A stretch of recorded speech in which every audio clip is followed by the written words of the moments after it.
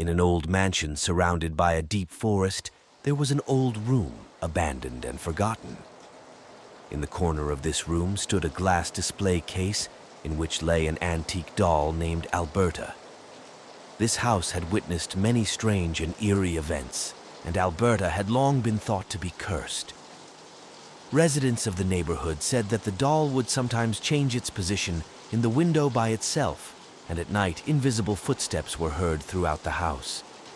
People who dared to enter the room claimed that the doll's eyes were following them, and the smile on its face seemed increasingly sinister. One day, a young girl named Anna came to the house with the purpose of researching its history. She didn't believe in ghosts and thought the stories about the cursed doll were just children's fairy tales. During her research, Anna found herself in an abandoned room.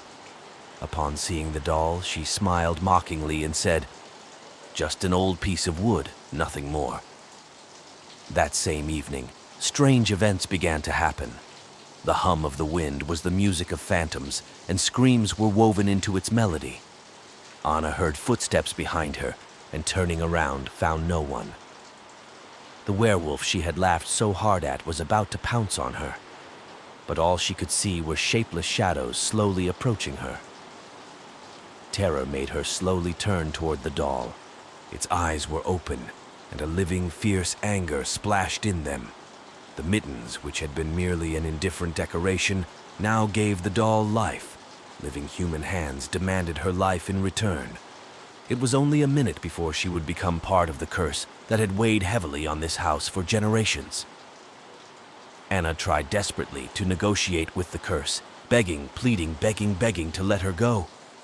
But Alberta's dead eyes remained implacable and full of sinister, mocking laughter. Suddenly, a creak of furniture was heard in the room, and the old closet in front of Anna opened by itself. A small, pudgy red shirt flew out from inside the closet. Holding her breath, Anna walked over to the closet and carefully took the shirt in her hands. At that moment, the curse of the doll weakened for a moment, and Anna felt that she had something special in her hands that could lift the curse once and for all. She decided to perform a ritual to purify herself and rid herself of the sinister spirit that possessed this doll. Anna left the abandoned room, went deeper into the forest, and found a place where At this place, she untied the handkerchief in which the ancient magic book was wrapped and began to read an incantation that summoned the forces of light and goodness. Under the powerful flow of energy, Anna called upon the spirits of her ancestors to help her free Alberta from the curse.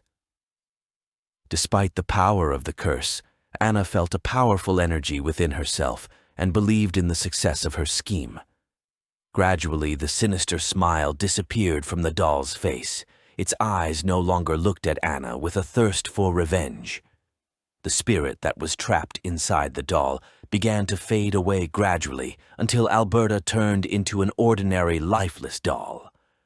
After some time, Anna returned to the mansion to make sure that the evil was finally defeated.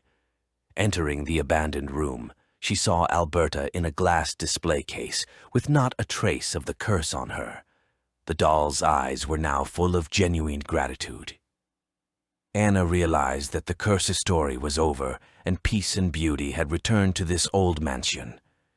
She took one last look at Alberta and left the room with a smile, knowing that her act had brought light to this place of darkness.